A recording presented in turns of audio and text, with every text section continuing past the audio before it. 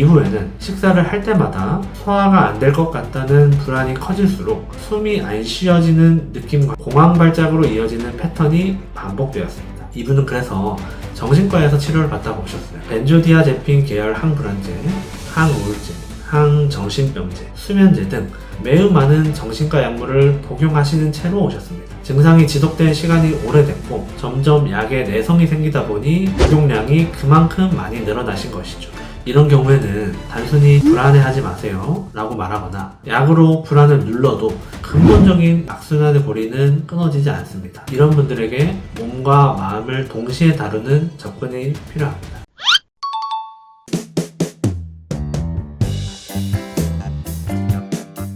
어지러움뿐만 아니라 자율신경계와 관련된 대부분의 질환들이 몸을 고쳤는데 마음도 같이 편해지고 마음이 편해졌을 때 신체 증상도 호전되는 양상을 보입니다. 어지러움도 이렇게 통합적 접근이 필요한 대표적인 증상입니다. 왜냐하면 어지러움증은 전정계, 자율신경계, 불안이나 공포를 처리하는 뇌회로가 동시에 얽혀서 나타나는 증상이기 때문입니다. 제가 치료했던 분 중에 한 분을 예로 들어볼게요. 이분은 가족이 아프시고 나서부터 어지러움이 생기신 경우입니다. 7, 8년간 아픈 가족을 돌보는 과정에서 많은 불안이 생겼다고 하셨습니다. 불안할 때면 언제나 머리가 몽롱하듯이 흔들거리는 듯한 어지러움이 나타났다고 하셨습니다. 이비인후과적인 검사, 심장 초음파, 뇌 MRI, 경동맥 초음파까지 모두 받아봤는데 이상이 없으셨고요. 처음에는 어지러움만 나타났지만 어지러움이 심해지고 잦아지면서 더 불안해지고 그럴 땐 가슴 두근거림까지 나타났다고 하셨습니다. 그런 기간이 오래되다 보니 본인 건강에 대한 걱정 또한 많이 커지셨고 신체에 조그만한 증상이나 반응만 나타나도 더 불안해지는 악순환이 나타나셨습니다. 이런 불안과 어지러움, 두근거림 때문에 잠도 오지 않아서 불면 상태도 심하셨습니다.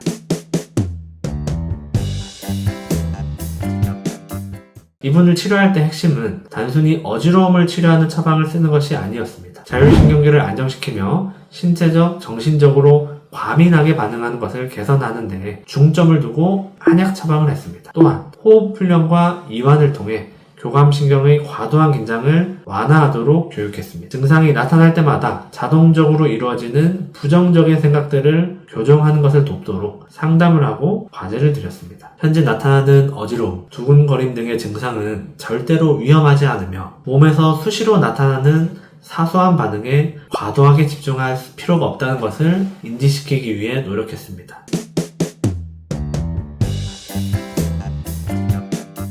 이런 과정을 통해 매일 지속되던 불안이 빠르게 호전되셨으며 불안이 호전된과 동시에 어지러움, 두근거림, 머리에 멍한 느낌 등이 함께 개선되셨습니다. 이렇게 자율신경계 이상과 관련된 질환에서 몸의 문제와 마음의 문제는 뭐가 먼저인지 구분하기 어려울 정도로 함께 나타납니다. 치료와 관리도 이 두 가지를 반드시 함께 고려해야 합니다.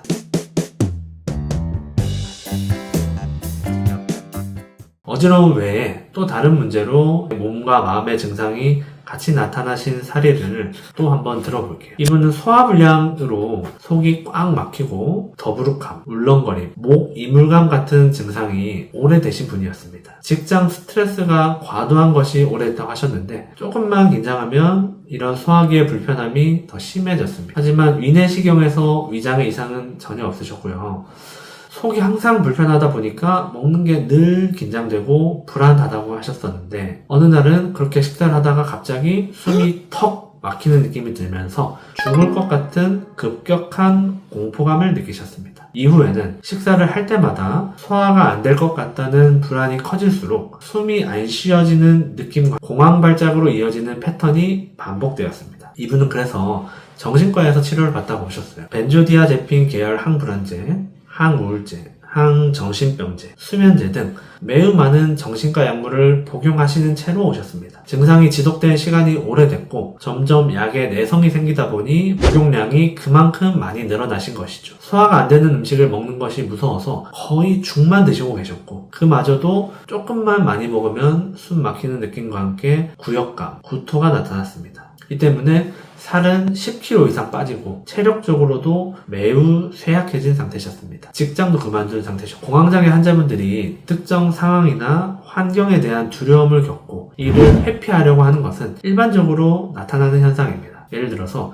지하철에서 공황 발작이 나타난 분이 이후에 지하철 타는 것을 두려워하게 된다거나, 사람 많은 곳에서 이런 심한 불안을 느꼈던 분이 사람 많은 곳을 계속 피하게 된다거나 하는 식입니다. 그런데 이분 같은 경우는 두려움을 느끼는 상황이 다른 것도 아닌 식사인 것이 가장 큰 문제였습니다. 음식을 제대로 먹지 못하니까 체력도 점점 약해지고 제대로 된 일상생활이 불가능한 상태였습니다. 우리가 지하철을 안 타고 피하고 살 수는 있겠지만 식사를 안 하고 살 수는 없잖아요. 이 사례에서 중요한 점은 이분의 공황 발작이 막연한 불안에서 시작된 게 아니라 소화기의 불편감, 위험하다는 해석, 호흡곤란과 발작이라는 매우 구체적인 경로를 가지고 있었다는 점입니다. 즉, 장이 더부룩해지고 막히는 감각이 먼저 나타나고 뇌는 이 감각을 큰일 나는 신호로 해석합니다. 그 순간 교감신경이 급격히 활성화되면서 호흡이 얕아지고 가슴이 조이는 느낌이 들고 결국 숨이 안 쉬어진다는 공황 반응으로 이어집니다. 나중에는 식사를 할 준비만 해도 긴장이 되고 불안해지기 시작합니다. 이는 교감신경의 과활성화와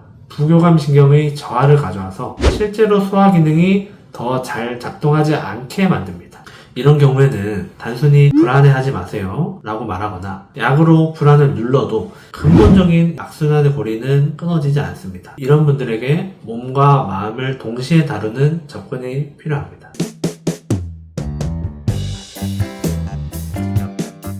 먼저 중요한 것은 이런 소화기 증상과 호흡 불편감이 위험한 신체 이상이 아니라 자율신경계와 장 뇌축이 과민해진 결과라는 점을 충분히 이해시키는 것이었습니다. 이 감각이 나를 해칠 수 없다라는 인식이 생기기 시작하면 뇌의 경보 시스템이 과도하게 켜지는 것도 빈도가 줄어듭니다. 그와 함께 음식을 대하는 태도와 먹는 방법에 대한 교육을 중점적으로 했습니다. 앞서 설명드렸던 마인드풀 이팅이죠. 음식을 먹을 때 최대한 천천히 먹고 감각에 최대한 집중하여 장신경계가 잘 활성화되도록 돕고 음식을 먹는 것이 위험하거나 괴로운 과정이 아니라 우리에게 꼭 필요하고 기쁨을 줄 수 있는 과정임을 다시 배울 수 있도록 도왔습니다. 또한 호흡을 통한 이완법을 통해 스트레스를 관리하고 긴장 상태를 완화하는 법을 배울 수 있도록 도왔습니다. 동시에 소화 기능을 실제로 개선하는 접근을 병행했습니다. 한의학 처방에서 감이온담탕이라는 처방은 잘 놀라고 불안해하는 증상, 신경계의 과민함을 치료하는 처방인과 동시에 위장 운동을 활성화시키고 장 뇌축을 안정화해서 가슴 답답함, 구역감, 구토, 복부 팽만감 같은 증상의 개선에도 도움을 주는 처방입니다. 그리고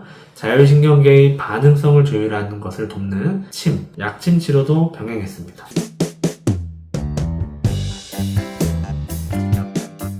몸과 마음의 증상이 함께 나타나며 서로 상호작용하면서 더 심해지는 악순환을 일으킬 수 있듯이 호전이 될 때도 동일합니다. 적절한 치료와 관리를 통해 소화가 조금은 편해질 수 있겠구나 라는 경험이 쌓이자 소화에 대한 예측 불안이 먼저 약해졌고 그 결과 공황 발작의 빈도와 강도도 함께 줄어들기 시작했습니다. 몸의 신호가 덜 위협적으로 느껴지자 마음의 반응도 같이 가라앉는 선순환이 시작된 것이죠. 약 3개월 동안의 치료 끝에 소화기와 관련된 대부분의 증상이 호전됐고 공황 발작은 나타나지 않았으며 식사에 대한 불안도 거의 없어졌습니다. 이후 3개월 동안 추가적인 치료를 하면서 기존에 복용 중이던 양약 중에서 의존성이 강한 항불안제도 점진적으로 줄여서 끊는 것까지 성공하셨습니다. 이 사례는 몸을 먼저 고치니 마음이 따라온 경우이면서 동시에 마음의 해석이 바뀌니 몸의 반응도 달라진 경우입니다. 어느 한쪽만의 변화가 아니라